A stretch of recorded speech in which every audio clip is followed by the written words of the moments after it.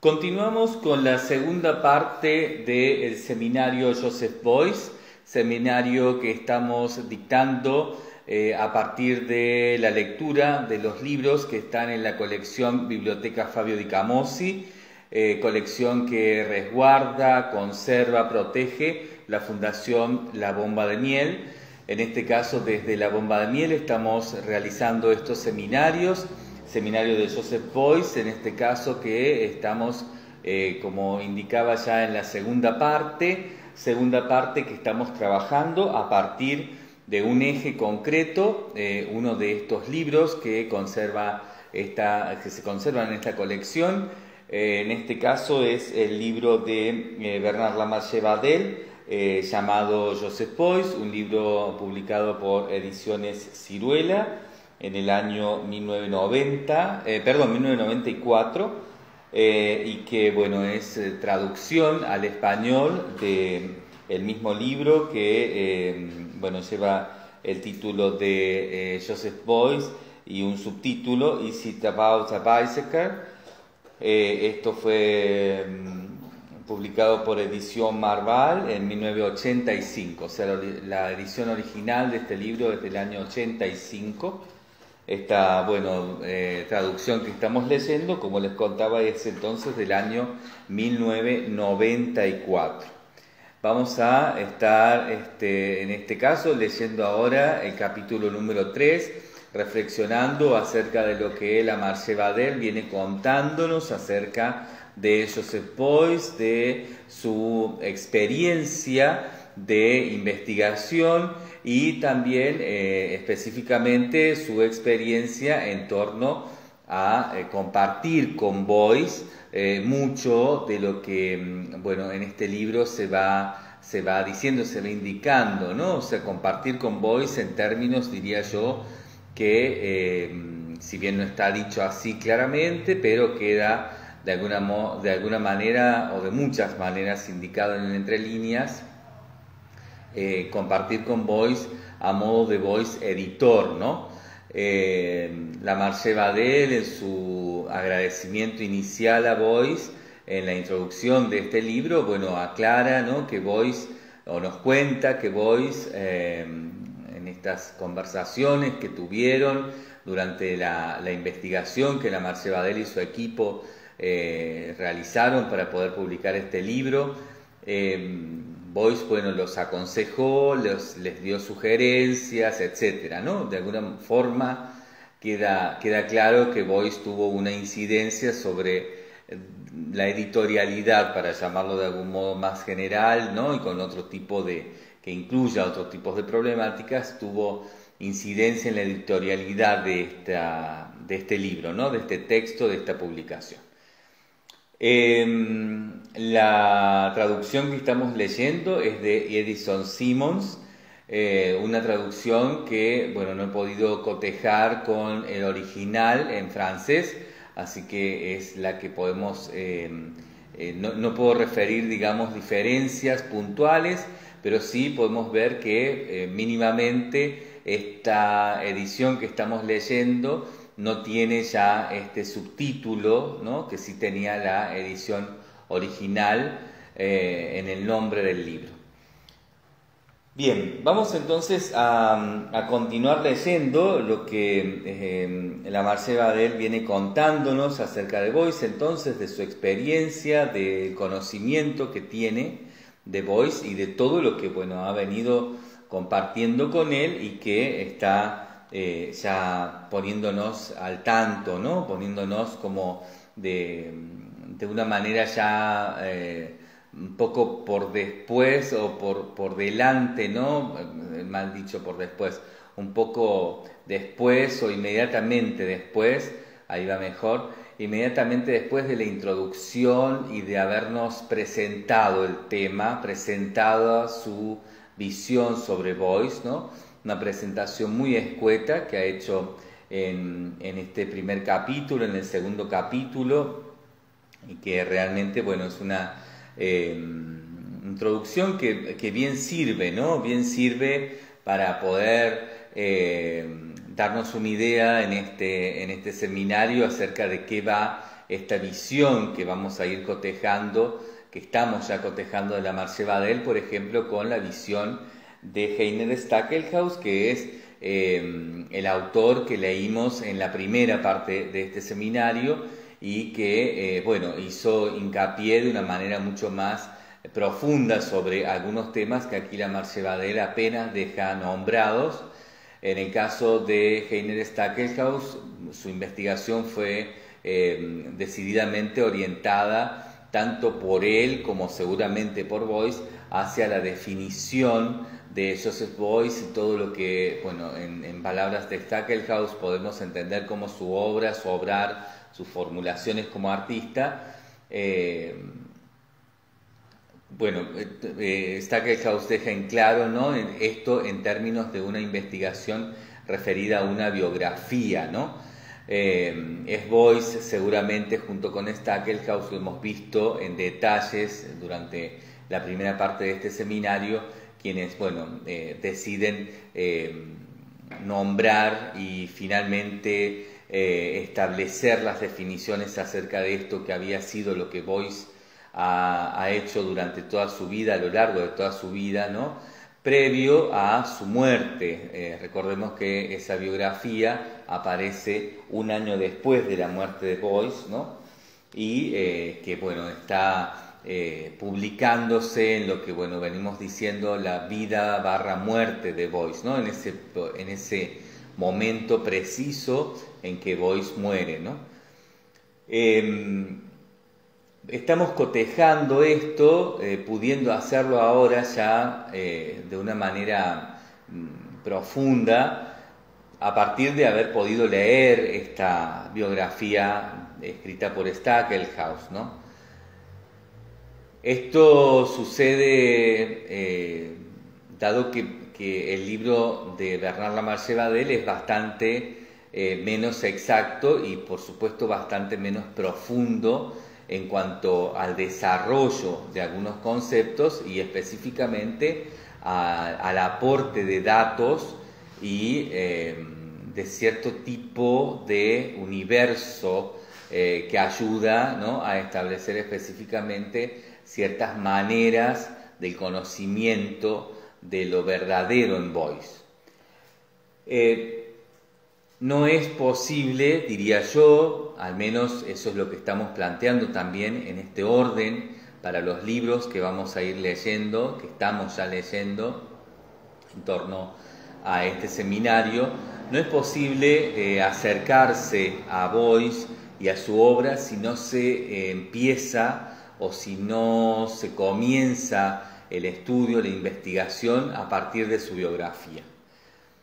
Básicamente por lo que estamos viendo en la biografía de Beuys escrita por Stackelhaus, hay muchísimos datos, si bien ya lo hemos dicho también, ¿no?, en la primera parte del seminario, es una biografía bastante escueta, bastante corta, que está muy poco detallada finalmente y que además está evidentemente muy diseñada como un panfleto, ¿no?, como una especie de último manifiesto de circulación masiva para poder definir a Beuys, ¿no?, en base a lo que tal vez haya sido la última acción, obrar,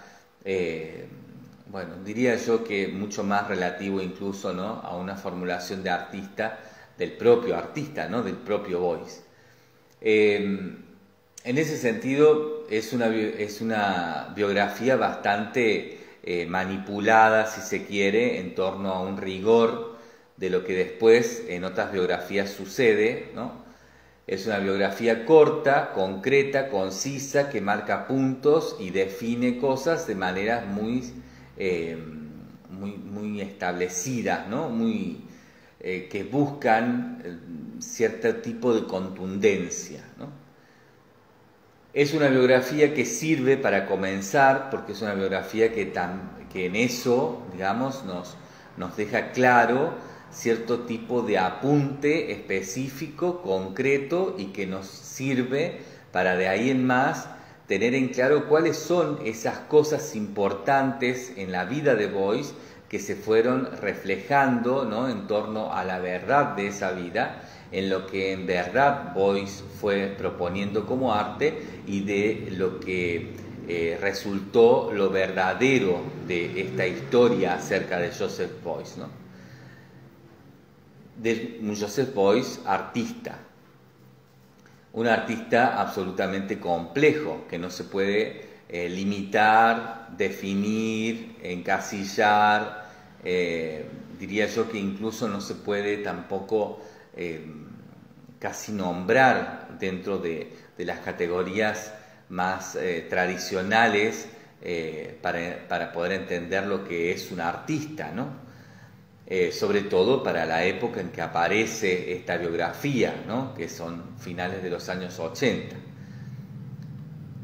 Esta biografía lo que hace justamente es proponer esa deriva, ¿no?, esa posibilidad de un Beuys que es en realidad un dato, es una estructura conceptual, es básicamente una idea, una noción, ¿no?, que sirve a quien lo necesite para lo que sea que lo necesita. Una noción absolutamente adaptable, plástica, ¿no?, en términos de Beuys, una noción que es maleable, que es moldeable y que es absolutamente posible de utilizar en casi cualquier tipo de discurso, de proyección y diría yo que incluso de historia del arte, ¿no? Beuys resulta realmente muy incómodo o muy cómodo, y todos los grises que hay entre medio, ¿no?, de esos polos, de manera muy clara, ¿no? Se puede hacer de Beuys todo lo que uno quiera, ¿no? Beuys ha dejado en claro que para él esa es la forma de hacer arte y que eso es lo que él pretende, ¿no?, con todo su legado y con todo lo que, bueno, finalmente se termina generando como una especie de doctrina, ¿no? Beuys es una especie de doctrina con la cual se lucha constantemente porque genera todo tipo de fanatismos para los cuales estos puntos en claros que quedan en la biografía escrita por Stackelhaus sirven como una especie de fórmula y tal vez también incluso de mandamientos, ¿no? Porque son ciertas maneras de poder comprender a Beuys en sus operatorias, ¿no? Diría yo que una decena de puntos, no mucho más, en los que uno puede entender claramente, ¿no?, cuáles fueron las intenciones de Beuys, qué hizo con esas intenciones y cómo resultaron en las consecuencias que en vida Beuys pudo ver de todo eso.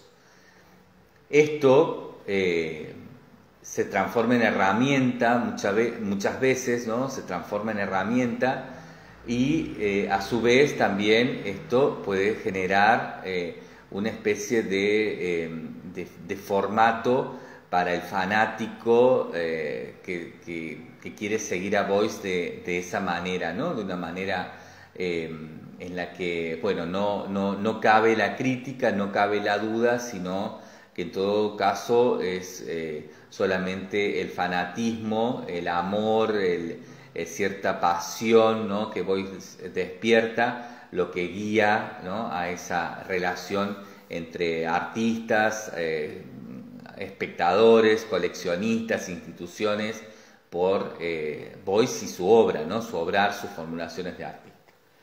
Aquí lo que es importante entonces de remarcar es que siempre deberíamos empezar, ¿no?, el estudio de Joseph Beuys a partir de alguna biografía y, en lo posible, de alguna biografía sencilla pero completa, ¿no?, como es el caso de esta escrita por Stackelhaus, que fue con la que arrancamos este seminario.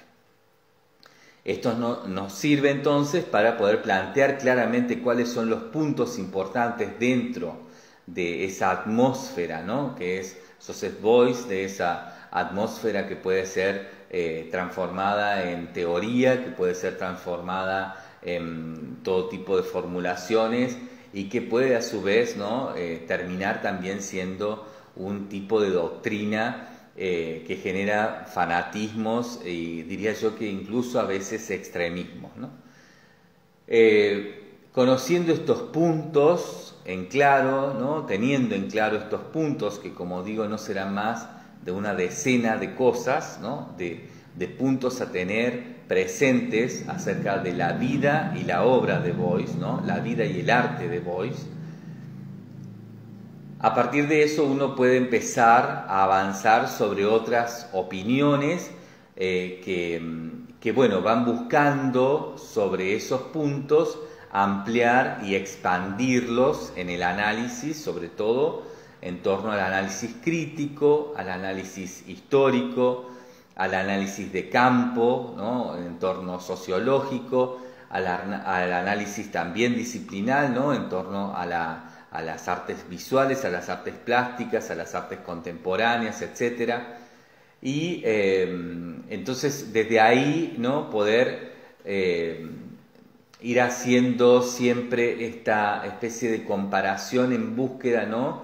De ir complementando una cosa con otra para tal vez, bueno, poder de esa forma ir generando nuestros propios criterios, ¿no?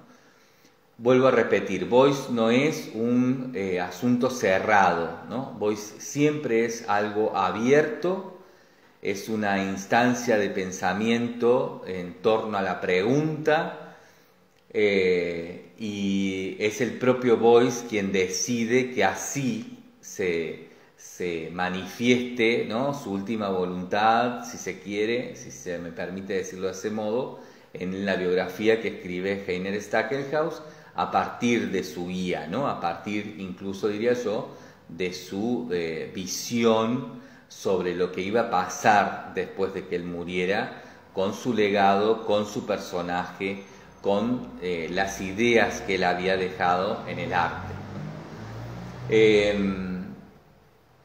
Aquí, en este libro que estamos leyendo ahora, en esta segunda parte del seminario, lo que estamos haciendo ya es empezar entonces a hacer este ejercicio de cotejar, si se quiere, ¿no? Si se puede nombrar de esta manera, utilizando esta palabra. No sería exactamente, pero creo que es la que más simple nos permite entender cuál es el método que estamos utilizando en este seminario y es el que además, por supuesto, está sugerido por mí en torno a este estudio de Beuys, ¿no? O sea, todo seminario tiene, por supuesto, una instancia de inicio que es proyectiva en la propuesta, y esta es, bueno, es mi propuesta, esta es la proyección que les propongo, ¿no?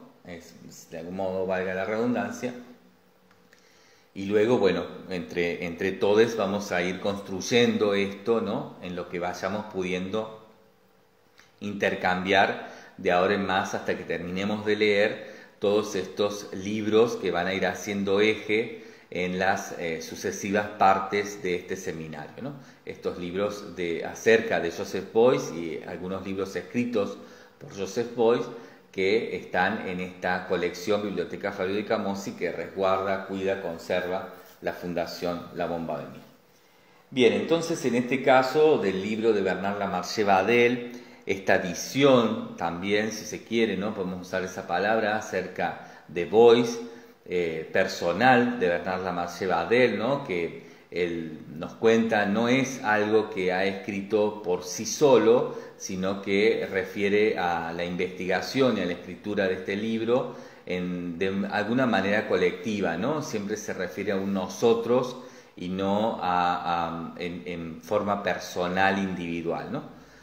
Él, entonces, con algún tipo de equipo de trabajo, ¿no? Que no dejen claro cuál es ni cuál fue, tanto para la investigación como para la escritura del libro y la publicación incluso, bueno, han generado una visión sobre Beuys que es la que nos está contando y la que nos está, hasta ahora nos ha venido generando en una introducción, ¿no?, bastante somera, pero diría yo que completa, o sea, ha tocado todos los temas, muy escueto, ¿no?, todo, o sea, ha sido de manera muy escueta todo, pero no ha dejado nada, creería yo, de lo importante fuera, ¿no? Ha tocado esos puntos importantes que en la biografía escrita por Stackelhaus están bastante más desarrollados, mucho más desarrollados, pero que finalmente lo importante es poder detectar esos puntos, y aquí lo que Bernard Lamarche-Badel hace, y que es lo que nos sirve específicamente en torno a este seminario,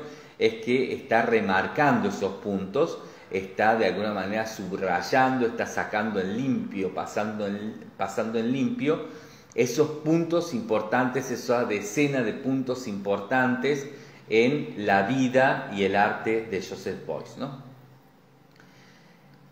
A partir de esos puntos es que ahora va a desarrollar algunas hipótesis que va a llevar hasta lugares muy interesantes, ¿no?, en ese desarrollo. Va a plantear hipótesis y las va a ir desarrollando, y va a cerrar esto buscando concluir estas hipótesis en torno a algunas entrevistas que van a aparecer al final del libro, ¿no?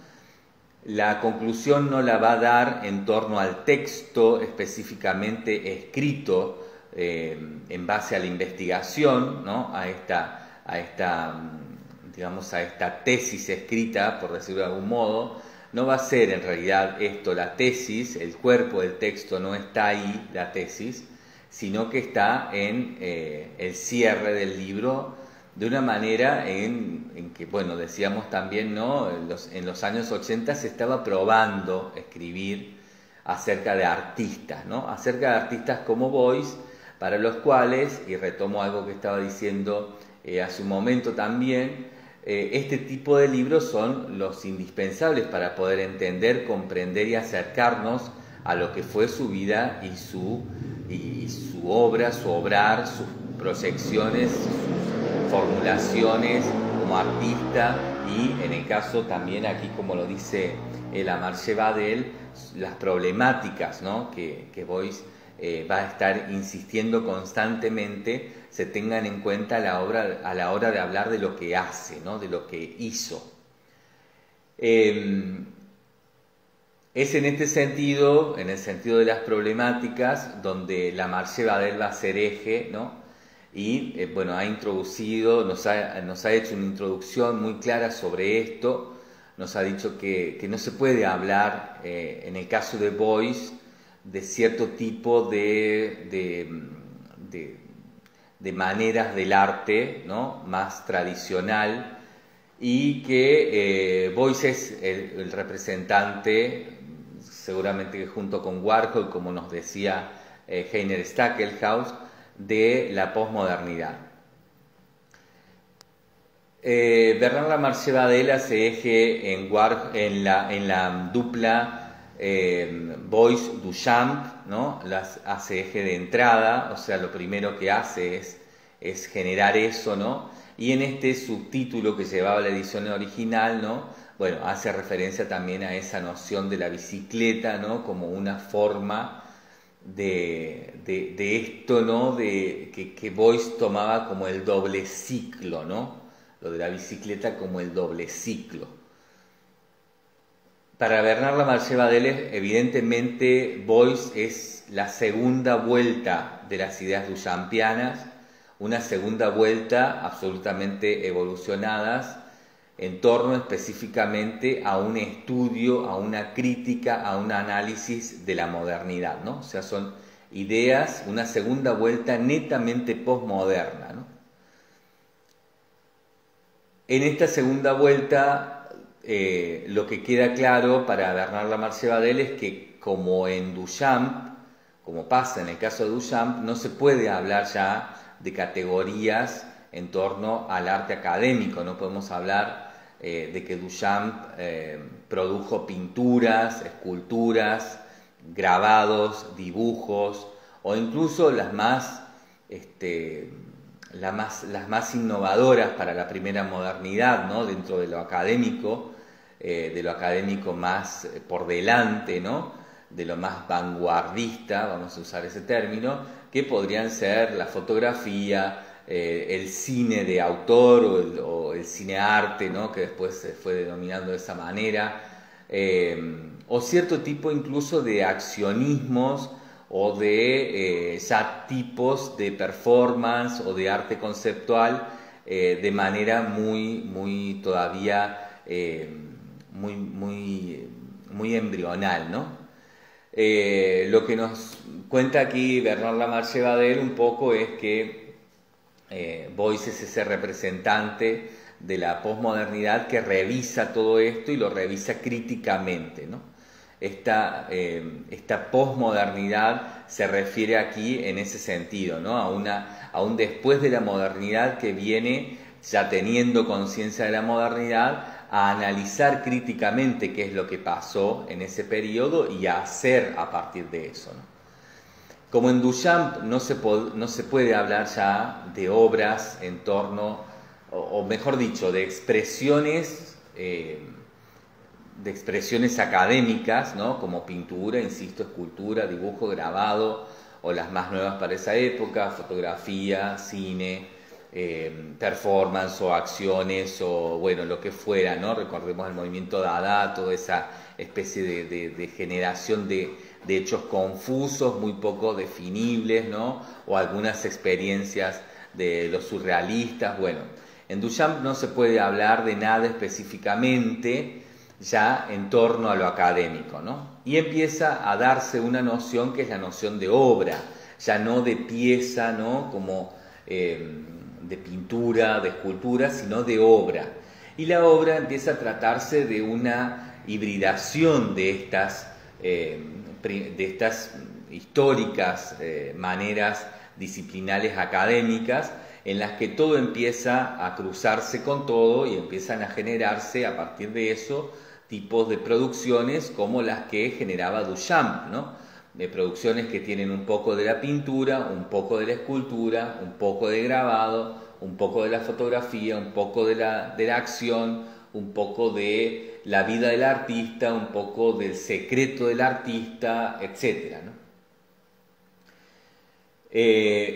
La obra de arte aparece en ese momento, ¿no? Ya en torno específicamente, bueno, a una definición de mercado, a una primera definición de mercado, que es una primera definición de mercado con la aparición de la posmodernidad crítica sobre la función social del artista en la modernidad, ¿no? Una visión crítica que pone al artista ya en un lugar más comercial, en un lugar un poco menos responsable de la cultura y de la sociedad, y que lo pone más en torno a una especificidad dentro de las especificidades que empiezan a aparecer en la posmodernidad y que embrionalmente, bueno, van indicando lo que se va a venir luego, ¿no? En lo que entendemos como la época contemporánea para el arte, ¿no? Desde principios de los años 90 hasta el 2007 aproximadamente, con la aparición de las redes sociales. En la posmodernidad entonces aparece claramente la idea de obra, es una idea específicamente dada también a partir de la crítica de arte, a partir de cierta noción de la crítica y de cierta estructura que necesita la crítica para poder desde ahí hacer el trabajo de establecer mercados, ¿no? Mercados que por el momento no necesariamente son económicos, sino que son culturales, ¿no? Sobre la primera etapa de la posmodernidad, que es la primera etapa también de posguerra. Es una noción, la de obra, que aparece allí de una forma muy concreta y que va a suplir aquellas nociones, ¿no? De pintura, escultura, grabado, dibujo, etcétera, escindidas e individuales per se, digamos, ¿no? Que se definían por sí mismas y para sí mismas, ¿no? La noción obra es una noción que justamente habla de cierto cruce de esas específicas maneras de nombrar el arte, de cierto cruce que empieza a desdibujar lo específico, que empieza a desdibujar lo concreto, lo que hacía per se, y que empieza a abrirse a otra manera, a otra forma, ¿no? Que por supuesto exponentes, ¿no?, de eso van a ser, por ejemplo, los primeros grandes exponentes, ¿no?, de esta noción de obra, bueno, van a ser todos aquellos artistas que empiezan a mezclar a esas técnicas mixtas, ¿no?, donde ya no se empieza a poder comprender claramente de qué se trata, si se trata de una pintura, de una escultura, ¿no?, y que se empieza a hablar de objeto, por ejemplo, ¿no?, para tratar de entender, por ejemplo, obras como las de Robert Rauschenberg, por ejemplo, ¿no?, o cierto tipo de ese calibre de propuestas, ¿no?, relativas, por ejemplo, también al informalismo, etcétera, ¿no? Es aquí cuando empieza esta revisión de la modernidad, ¿no? Es con esto con lo que empieza la revisión de la modernidad, que tiene por estandarte a Duchamp, que parecería dentro de la propia modernidad fue el primer posmoderno, digamos, ¿no? Fue el primero que revisó siendo moderno a la modernidad en el arte. De esta misma manera es que aparecen Warhol y Beuys, ¿no? Andy Warhol y Joseph Beuys aparecen como posmodernos, pero revisando la posmodernidad desde adentro, y en ello avanzan un paso, ¿no?, dan un paso adelante, avanzan un casillero en torno a la definición y a lo que era obra, a lo que está siendo obra, a lo que va a ser obra hasta por lo menos los años 80, ¿no?, con la predominancia además de la definición en tal por la crítica de arte. A la obra, estos artistas la llevan a un escalón más, a un grado más, a un nivel más, que es el obrar de artista, ¿no? En el obrar de artista ya no solamente están hibridadas, mezcladas, mixadas, todas aquellas primeras normalidades académicas, ¿no?, sino que además está mixado, mixturado, hibridado, bueno, mezclado, como ustedes quieran llamarlo, ¿no?, relacionarlo o decirlo, perdón, como ustedes quieran nombrarlo, decirlo, relacionado entre sí, interconectado, interpenetrado, como que se quiera decir, ¿no? Todo eso que estaba pasando con los artistas que empezaban a mixturar pintura, escultura, dibujo, fotografía, cine, acción, etcétera, todo eso empieza también a mixturarse, a mezclarse, a hibridarse, etcétera, con la vida del artista, ¿no?, con la biografía del artista, con eso que el artista era por fuera del arte. En este sentido es que Beuys y Warhol son los precursores dentro de la misma posmodernidad de una nueva manera, ¿no?, de lo que podríamos decir la modernidad la posmodernidad madura, ¿no? La primera posmodernidad fue una posmodernidad crítica de esa supremacía todavía de lo académico en la modernidad, ¿no?, que si bien es muy difuso ya, tiene muchos bordes que no son tan claros, ¿no?, pero todavía se seguía hablando en términos de pintura, escultura, dibujo, grabado, etc., ¿no? Los grandes exponentes de la modernidad general, ¿no?, por decirlo de alguna manera, siguen hablando en esos términos, y en todo caso suman algunos elementos, ¿no?, por ejemplo, elementos políticos, elementos filosóficos, elementos literarios, para poder ampliar, expandir los límites de incidencia de esas obras, pero en sí los modos de hacer siempre están referidos a esas definiciones, ¿no? Los primeros entonces posmodernos van a ir sobre eso, van a ir con una crítica sobre eso, van a tomar a Duchamp como uno de los primeros que hicieron esto dentro de la misma modernidad, y van a ir buscando desarmar, ¿no?, los límites estrictos, van a ir buscando de alguna manera deconstruir, ya se puede hablar de deconstrucción, ¿no? Ya podemos hablar de la primera noción de deconstrucción, de construir parámetros rígidos o incluso polarizados, o bueno, como podríamos decirlo, ¿no?, en torno, digamos, a estos términos utilizados en la teoría de la deconstrucción, ¿no?, a todo esto que, bueno, podemos entender como los polos opuestos, ¿no? Bueno, estos artistas, los de esta primera posmodernidad, van a buscar entre medio de los polos opuestos y van a ir buscando transversalidades con las que van a ir encontrando estas maneras de las técnicas mixtas, digamos, ¿no?, de las mixtas, de las mixturas.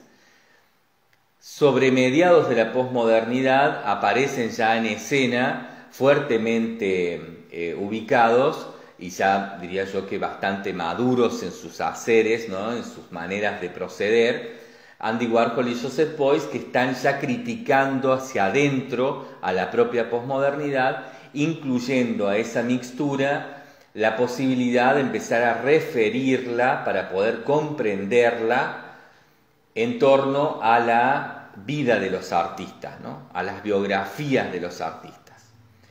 Es aquí donde empieza un proceso de la posmodernidad madura, donde, bueno, podemos ver que Andy Warhol y Joseph Beuys son los grandes exponentes de esto, ¿no? No solamente han podido revisar la modernidad, no solamente han podido tomar, por ejemplo, a Duchamp como ese estandarte para también revisarlo y tomar de ahí cosas, ¿no?, que Duchamp había hecho en torno a esto de mixturar, de mixar, ¿no?, sino que además van a remixar, ¿no? Aparece esta idea de la remix, de lo remix, ¿no?, que no es solamente mixar, sino es volver sobre eso.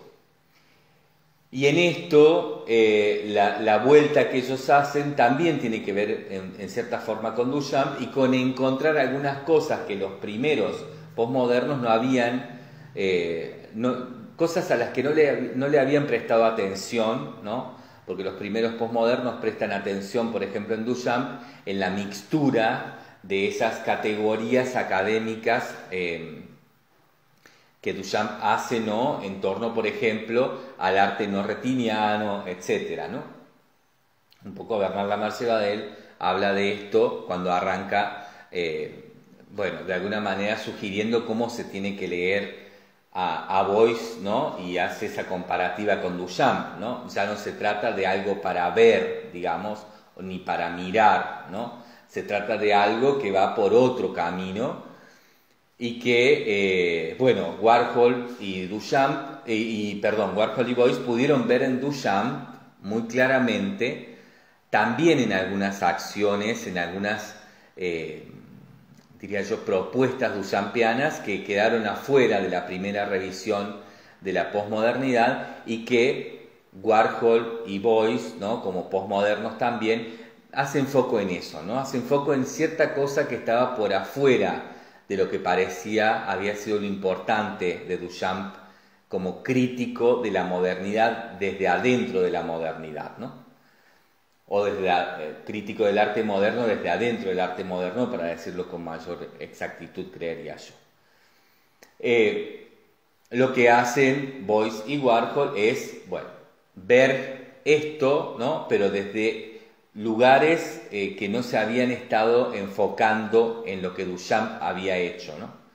Y vuelven sobre algunas cuestiones que incluyen para las definiciones arte no solamente la mixtura de las definiciones académicas, ¿no?, de las categorías académicas, sino también una remixtura, podríamos decirlo así si me lo permiten, de eso a partir de la biografía de Duchamp, ¿no?, de la vida de Duchamp contada por Duchamp y autorizada a ser contada por el propio Duchamp, ¿no?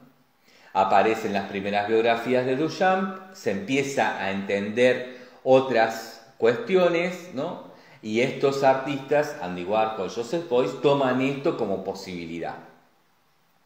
Por supuesto que en el caso de Beuys es muy difícil de entender a partir, por ejemplo, esto, ¿no? A partir de la biografía que leímos de Stackelhaus, porque Stackelhaus no hace casi referencia en ningún momento a esto, si bien hace en cierta, digamos, en cierto modo hace referencia en algún momento, y con esa pequeña referencia es suficiente para comprender que esto fue de alguna forma así o sucedió posiblemente así, y que Beuys no quiere que esto quede señalado así, pero tampoco puede negar, ¿no?, la evidencia de cierta sucesión que se da entre esas hibridaciones, esas mixturas académicas en Duchamp y esos remixes que Duchamp hace de esas mixturas académicas a partir de ponerle condimentos de su propia biografía, ¿no?, de manera explícita,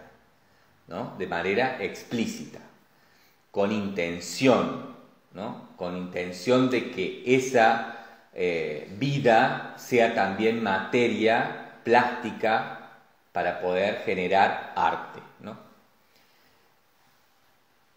En Beuys no queda claro, ¿no?, muy bien todavía, no nos está quedando muy claro a partir de la lectura, por ejemplo, y el análisis del libro de Heiner Stackelhaus, porque, insisto, no hace eje ahí, pero Bernard Lamarche Badel está haciendo ya eje sobre esto y está tomando los puntos en claros que nos dejó Heiner Stackelhaus en su biografía, ¿no?, escrita acerca de Beuys, y Bernard Lamarche Badel está empezando a avanzar sobre esta otra noción, ¿no?, y lo hace específicamente, por ejemplo, cuando nos habla de la noción de problemática, ¿no?, en este capítulo que denomina, que determina como título, ¿no?, problemática, ¿no?, la problemática, y que nos dice, ¿no?, que para Beuys esto era un conjunto. Voy a leer lo que dice Lamarche Badel, ¿no?, acerca de problemática en relación a Beuys. Dice que para Beuys es un conjunto abierto de criterios, apreciaciones, juicios y expresiones sobre la realidad, y que a partir de esto Beuys no se entrega a la formación de un sistema, de una estructura ideológica cerrada que pudiera establecer por exclusión algún tipo de orden inmutable de cualquier significado, ¿no? Luego nos dice, ¿no?, Lamarche Badel, que cuando a Beuys se le piden ideas, responde con ideales, ¿no? Cuando a Beuys se le piden significados, responde con sentido, con el sentido, no con sentidos en torno a algo específico, ¿no?, con sentido como adjetivo, digamos. Y cuando a Beuys se le pide sistema, Beuys responde con problemática. Hasta ese momento, ¿no?, hasta esa posmodernidad de Beuys, todavía se podía sistematizar sin generar problemática, digamos. De hecho, las primeras versiones acerca de Duchamp no son en torno a la problemática.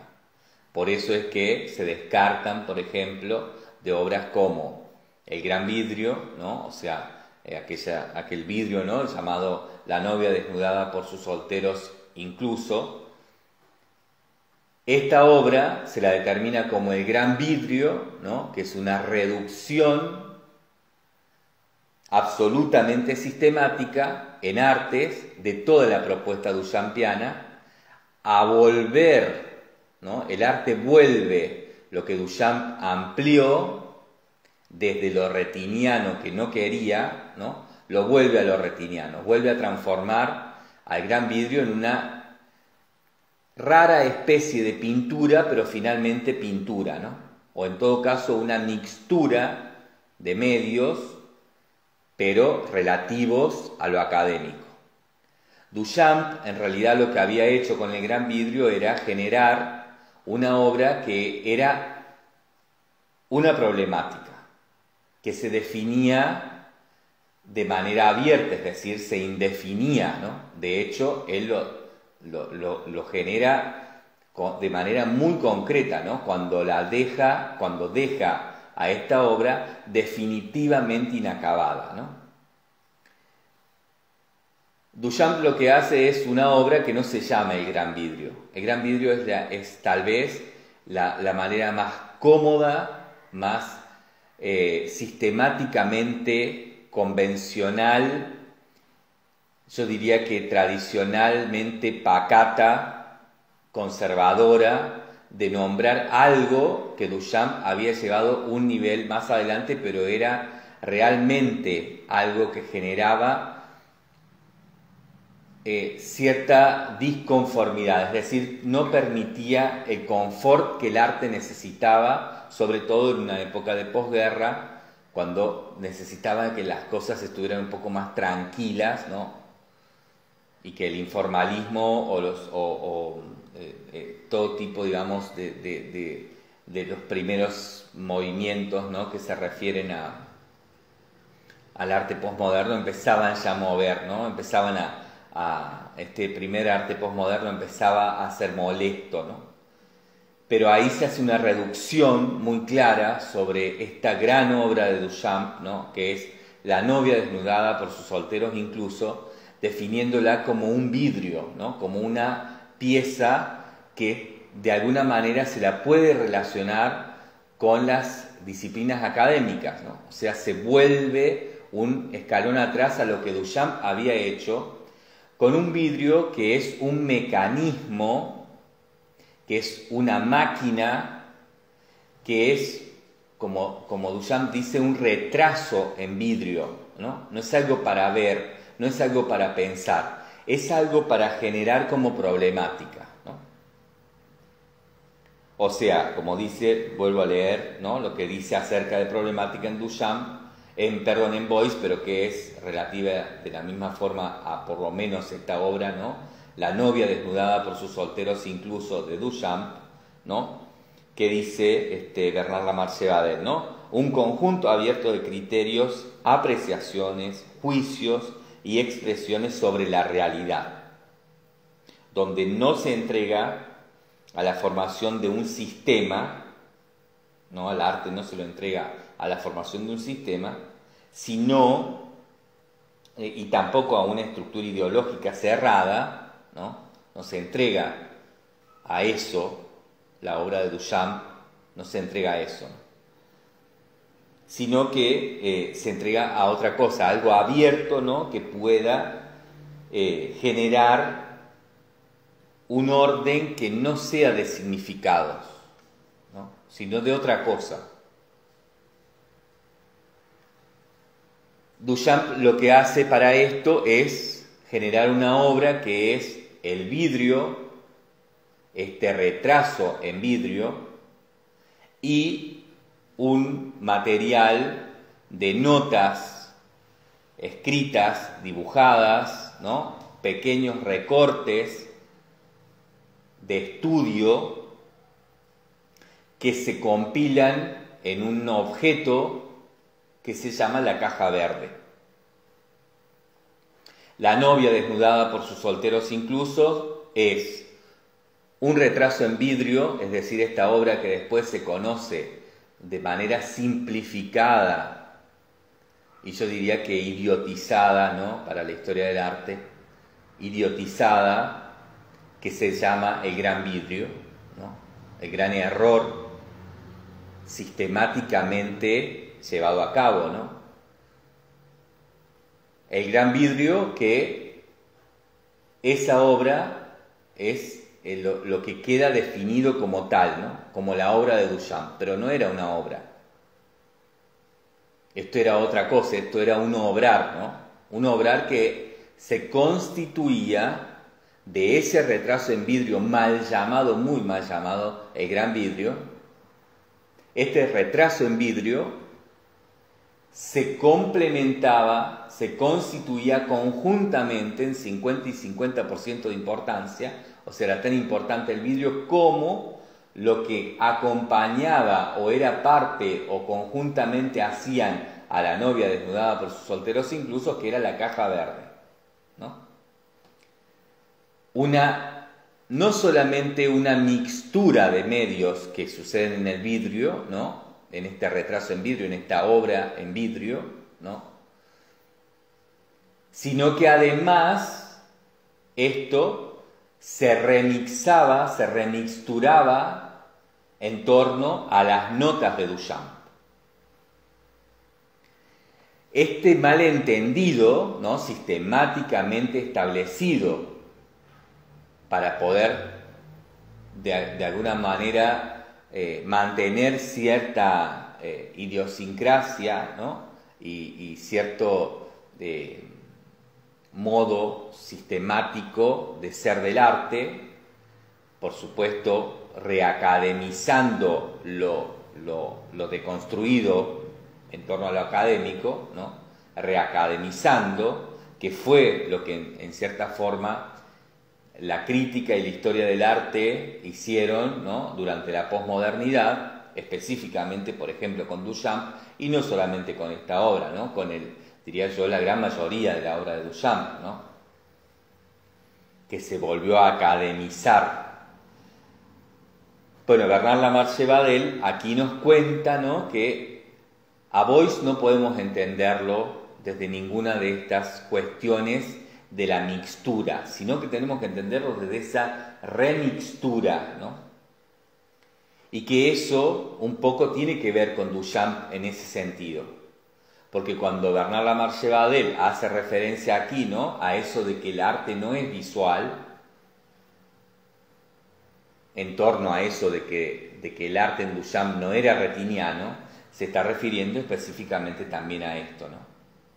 A que el arte no se simplifica así, pero que sistemáticamente es la manera de seguir manipulándolo para poder llevar adelante todo tipo de mercados y a posterior corporaciones y demás que fueron apareciendo en la posmodernidad, ¿no? Recordemos que el arte moderno, por excelencia, digamos, tiene una función social, ¿no? Busca eso.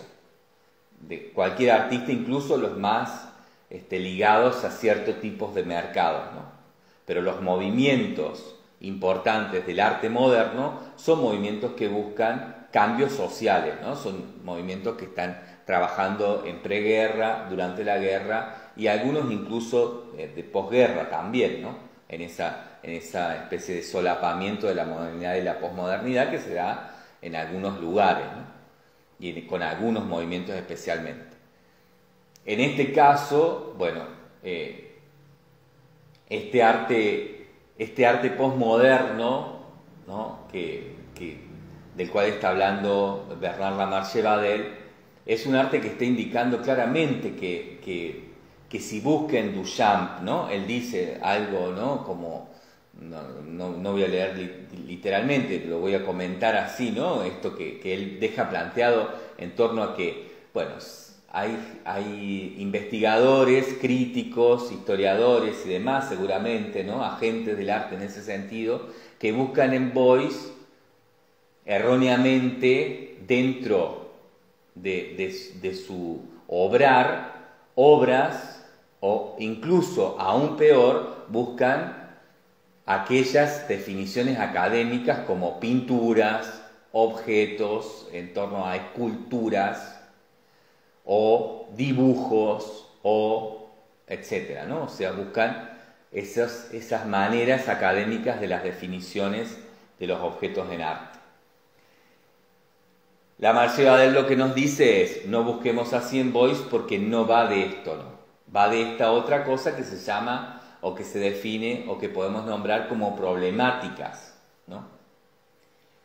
Beuys trabaja con las problemáticas en torno a esto que Duchamp deja abierto, pero que no se puede sostener, no se pudo sostener De hecho, la obra duchampiana final, ¿no? L'état donné, es una ironía sobre eso, o sea, sobre la propia conciencia de Duchamp, del fracaso de su noción del arte en torno a que todo lo que él había propuesto para salirse de las definiciones académicas, en la remixtura que se hace en la primera posmodernidad, vuelve, ¿no?, a academizarlo, digamos, ¿no?, de una manera encubierta, de una manera supuestamente por fuera, pero que, por ejemplo, ¿no?, hace esto con el gran vidrio, hace desaparecer a la noción de esa obra que se llama La novia desnudada por sus solteros incluso, y la determina como el gran vidrio, la reduce, ¿no?, en un juego, bueno, valga la redundancia, reduccionista, absolutamente sistemático, para poder determinar el arte nuevamente como cierto tipo de academicismos revisados, postmodernizados, ¿no?, muy convenientes a los emergentes mercados de las galerías de arte que van apareciendo en los años 60, por ejemplo, ¿no?, de los nuevos coleccionismos, de las nuevas ideas de museos, que no podían generar, ¿no?, cierto tipo de contención para obras como La novia desnudada por sus solteros, incluso de Duchamp, ¿no?, pero sí podían generar una contención para una obra como El gran vidrio, ¿no? Entonces se va reduciendo todo lo que no se puede contener a lo que es posible de contener. Lo que Lamarche Badel nos dice aquí entonces es que esto, si se intenta hacer con Beuys, es perder a Beuys, porque Beuys está decidido a ir por lo que Duchamp no pudo, digamos, ¿no? Duchamp lo intentó, lo que pasa es que Duchamp claramente, ¿no?, ya lo vamos a ver cuando veamos el seminario acerca de los libros que están aquí en la bomba de miel, en la colección, ¿no?, de Biblioteca Fabio de Camossi, estos libros de Duchamp, ¿no?, vamos a revisar y vamos a ver que Duchamp lo intentó, pero lo intentó de una manera mucho menos política, ¿no?, pero no por falta de política, digamos, sino porque lo que le faltó a Duchamp en ese sentido de Beuys, ¿no?, yo creo que a Duchamp no le faltó nada, fueron distintos, ¿no?, pero en el sentido de Beuys y de lo que está marcando Lamarche Badel, lo que a Duchamp le faltó fue activismo, digamos, ¿no?, que creo que es lo que no solamente Beuys vio claramente de Duchamp, ¿no?, está el caso de su obra crítica, ¿no?, en la Bienal de Venecia, lo hemos visto también en el libro explicado un poco, ¿no?, ya lo vamos a ver en detalle más adelante en otros libros, en la obra que presenta en la Bienal de Venecia, ¿no?, donde critica duramente a Duchamp, y justamente, ¿no?, de ahí viene este subtítulo de la bicicleta, ¿no?, y de esto de los dobles ciclos. Critica duramente a Duchamp porque no fue capaz de sostener esa apertura que había hecho del arte moderno dentro del momento que podemos entender como la modernidad, ¿no? Lo que Beuys le critica a Duchamp y de lo que trata, por ende, de separarse constantemente, es que Duchamp fue un liviano, digamos, ¿no? O sea, que Duchamp no fue capaz de luchar realmente por establecer un nuevo tipo de arte que no fuera por el significado, ¿no?, que fuera por otra razón. Lo que Lamarche Badel nos cuenta un poco aquí es que Beuys va a ir a todo por eso, ¿no? O sea, lo hemos visto también en el libro de Heiner Stackelhaus, que bueno, definitivamente Beuys va a todo por eso, y podríamos decir que deja su vida en ello, ¿no? Porque, bueno, de alguna manera, tal vez muy romántica, puedo hacerme cargo de esta opinión en ese sentido, ¿no? pero es factible, ¿no? Sobre todo queda claro, ya lo vamos a ver también en el libro del Requiem, ¿no? De un pequeño libro que se publica con opiniones acerca de Duchamp cuando éste había muerto, ¿no? En el que, bueno, podemos ver con total claridad, ¿no? que bueno, Duchamp muere por sus ideales, digamos, ¿no? O sea, su muerte está muy ligada a todo lo que había pensado y que no pudo frenar y que, bueno, eso lo llevó a su muerte, ¿no? Bien, vamos a dejar hasta aquí y ya continuamos en el próximo audio.